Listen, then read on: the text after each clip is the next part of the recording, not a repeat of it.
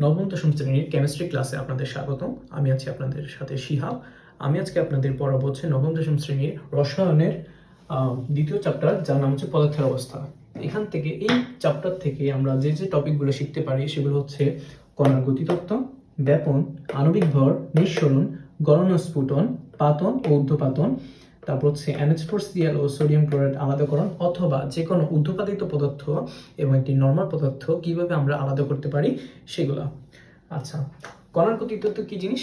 কণার গতিতত্ত্ব হচ্ছে যে মূলত পদার্থের ভিতরে যে কণাগুলো থাকে ওগুলা কি অবস্থায় থাকে বা ওদের আন্তঃআণবিক দূরত্ব, আকর্ষণ, এগুলো কি জিনিস সেটা। ঠিক আছে?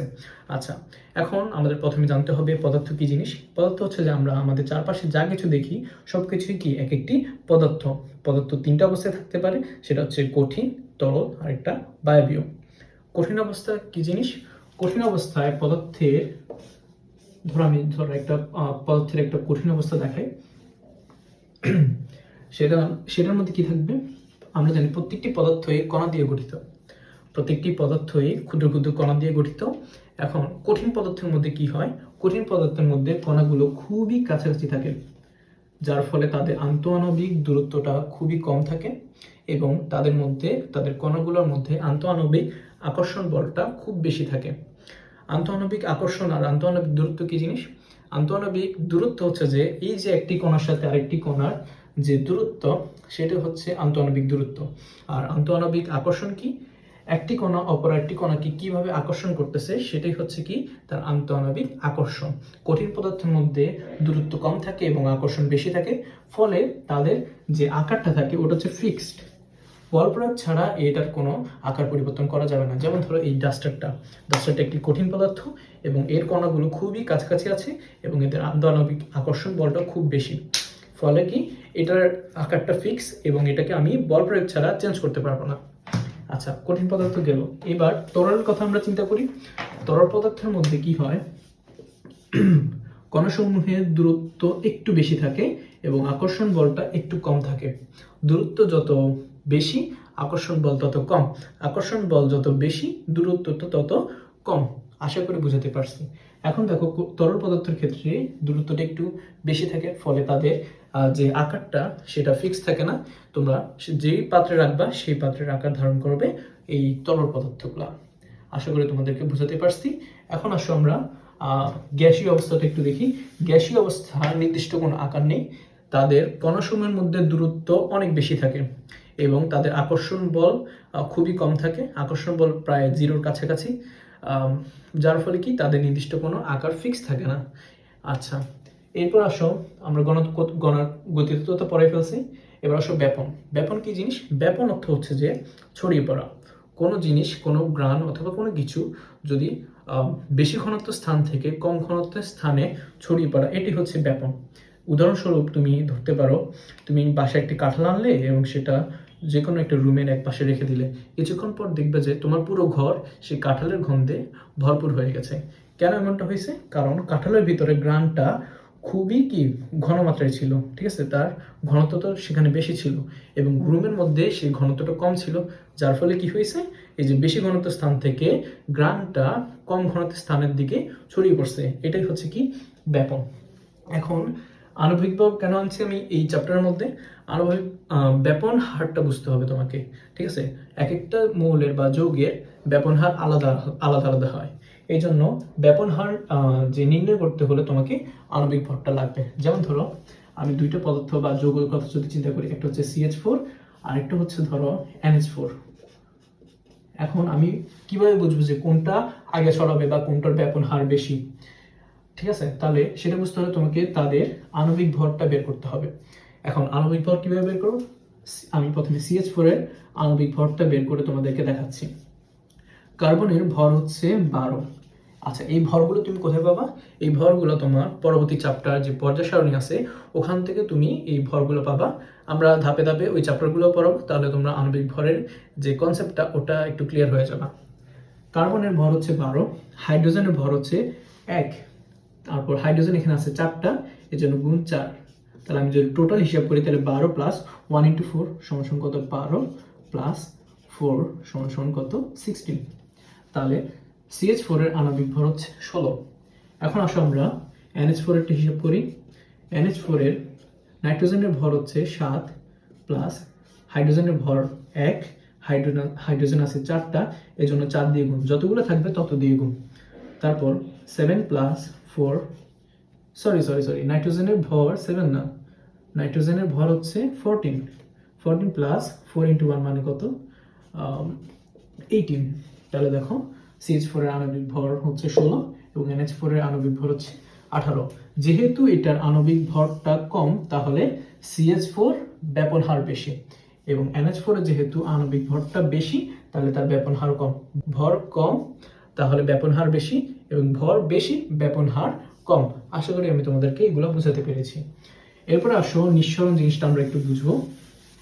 নিঃসরণ কি? নিঃসরণ হচ্ছে যে সরু ছিদ্রপথ দিয়ে বেশি চাপের স্থান থেকে কম চাপের স্থানের দিকে পদার্থ ধাবিত হওয়া হচ্ছে নিঃসরণ। ধরো তুমি একটা বেলুন নিলা, বেলুনের মধ্যে কি হয়, গ্যাসগুলো খুবই উচ্চ চাপে ওখানে ফিক্স করা থাকে। তো তুমি যখন একটা সুই দিয়ে এটাকে ফুটো করে দিবা, তখন কি হবে, এই সরু ছিদ্রপথ দিয়ে এই বেশি চাপের পদার্থগুলো বা গ্যাসগুলা আস্তে আস্তে কি বের হয়ে যাবে। আস্তে আস্তে না, খুবই ফাস্ট হয় জিনিসটা। আসলে বাতাসের মধ্যে ওই চাপটা কম থাকে বেলুনের তুলনায়, বেলুনের মধ্যে চাপ বেশি থাকে। তাহলে কি হয়, এই বেশি চাপের স্থান থেকে সরু ছিদ্রপথ দিয়ে পদার্থগুলো কম চাপের দিকে ধাবিত হয়। এই যে ঘটনা, সেটাকে বলা হয় নিঃসরণ। আশা করি আমি তোমাদেরকে বুঝাতে পেরেছি। আচ্ছা, নিঃসরণের সাথে ব্যাপনের একটা সম্পর্ক আছে। সেটা কি, প্রথমে নিঃসরণটা ঘটে, অর্থাৎ বেলুন থেকে বাতাসগুলো বের হয়ে যায়। তো এই সরু ছিদ্রপথ দিয়ে বের হয়, এটাকেই বলা হয় নিঃসরণ। এবং বের হয়ে সেটা যদি ছড়িয়ে পড়ে, তাহলে তখন কি হয়, তখন জিনিসটার ব্যাপন ঘটে। আচ্ছা, তাহলে আরেকটা জিনিস, সেটা হচ্ছে যে ব্যাপন ঘটে বেশি ঘনত্ব স্থান থেকে কম ঘনত্ব স্থানে, আর নিঃসরণ হয় বেশি চাপের স্থান থেকে কম চাপের স্থানে। আচ্ছা, এরপরে আসো আমরা পড়বো গলন ও স্ফুটন বা বুঝবো। আচ্ছা, গলন কি জিনিস?